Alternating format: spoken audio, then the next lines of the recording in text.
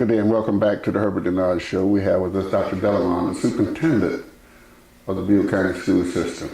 I was at Janine's restaurant the other day and I was talking to a group of white businessmen and lawyers, and they seem to be very upset because this is their words, that you are taking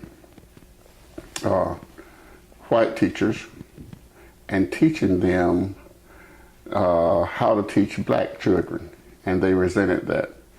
I've never read it. I think it's been in the Telegraph, but I don't read the Telegraph. And it might be a mistake of mine, but I've been so aggravated with them over the years, I just stopped reading the paper. And so I don't know exactly what they're talking about. Could you explain the program? And they probably gave out misinformation on it, but I'd just like to understand what's going on. Thank you for giving me the opportunity to respond to something I think that the accurate information is not getting out there in the community.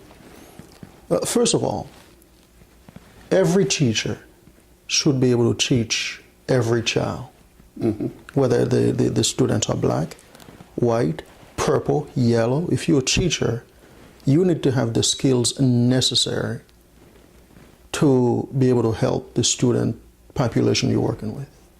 That's number one. Let me pull back and share with you what the main concern is. We have a school system with about 25,000 students. Out of the 25,000 students, last year, 9,441 were suspended for a number of 48,000 days. 703 students left the system. 493 got expelled. We had over 1,000 students who got arrested. We have 632 students who are homeless. 1,111 students who have at least one parent incarcerated. Over 1,000 students who are living with someone other than their biological parent. A couple of weeks ago, the state released a list of 78 schools that were identified as what they call priority schools, or the lowest performing schools in the state. We have 10 of the 78 lowest performing schools in the state. 10 of the lowest 78 performing schools in the state. Our graduation rate, 44.6%. So that, to me, is a major problem. A major problem. Now, the training that a lot of individuals are talking about, which there's a lot of misinformation being shared about what the training is, and so far I have not read a single thing that identifies the training which is true. Not a single thing I've read or heard about, folks are saying are accurate. Back in the 60s, okay, we used to have a major gap in education, and the gap used to be between girls and boys. We said girls couldn't take high-level math and science classes. I've heard that. We even said girls couldn't play full court of basketball. In fact, they had to play half a court. And we said girls didn't have the mental capacity to dribble the ball 3 times in a row. And it took a lot of work. And because of the work we did, we didn't get a new curriculum to teach girls. I mean, we talk about gender, talk about girls, and talk about boys, and talk about the differences. And from there we were able to realize that what we were doing to girls was wrong. And we changed the way we think as adults.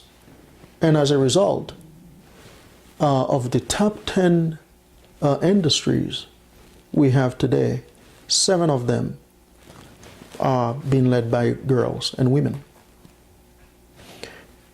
We're still not where we need to be, but we came a long way. Mm-hmm. Now, let's look at where we are in Bibb County, where we have a disproportionate number of African American students who are underperforming, who are getting suspended, who are getting expelled, who are getting arrested, who are being placed in special education, who have to do with every single negative category you can imagine. Do you believe it's about time we start having a conversation about the African American students and why they're not performing? I think that's a great idea. Now, it's like saying that I have cancer and go to a doctor, and the doctor said, no, I don't talk about cancer. I'm not going to discuss cancer with you.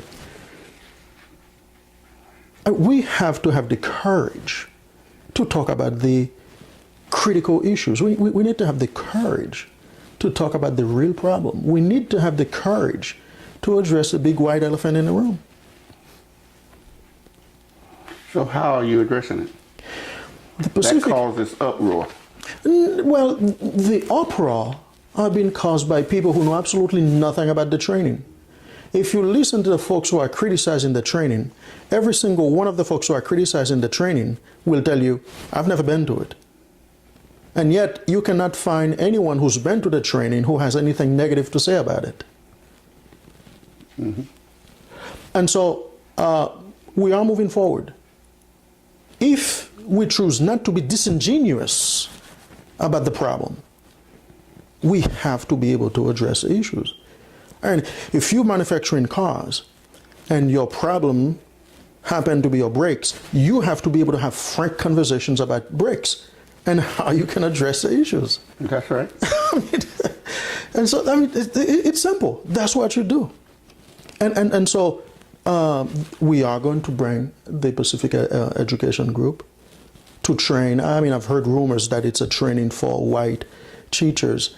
I've been going to the PEG training for 9 years as an African American educator.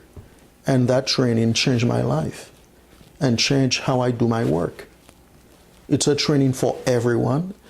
All it does is that it helps you to take into consideration other perspectives.